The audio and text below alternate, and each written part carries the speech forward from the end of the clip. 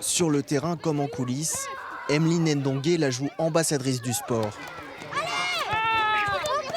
4 titres de champion de France avec le Tango Bourges Basket, une médaille d'argent aux Jeux Olympiques de Londres et désormais un rôle dans l'organisation des Jeux de Paris 2024.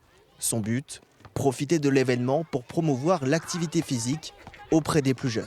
On sait que les enfants ne bougent pas assez, sont beaucoup trop statiques, passent aussi beaucoup de temps devant les écrans. Ce qu'il faut savoir, c'est qu'un enfant qui est en bonne santé, ce sera un adulte qui sera en bonne santé. Et donc, il est important de prendre les bonnes habitudes dès le plus jeune âge. Et là, c'est ce qu'ils font, c'est ce qu'ils nous montrent en s'activant un petit peu tous les jours. 30 minutes, c'est le minimum. Bouger plus au quotidien, c'est aussi le credo de Tony Estanguet.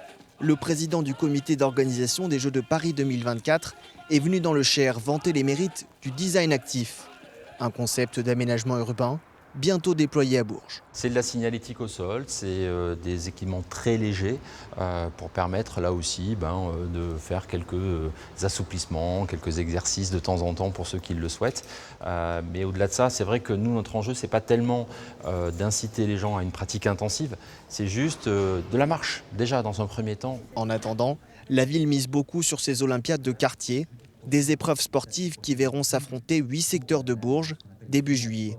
Toute la ville de Bourges, du 3 au 11 juillet, va être mobilisée sur la thématique de mini-Jeux olympiques à la dimension de Bourges pour justement créer cet esprit olympique et faire que ça soit une grande fête du sport qui ne soit pas qu'à Paris. Avis aux amateurs, les inscriptions sont ouvertes jusqu'au 28 mai.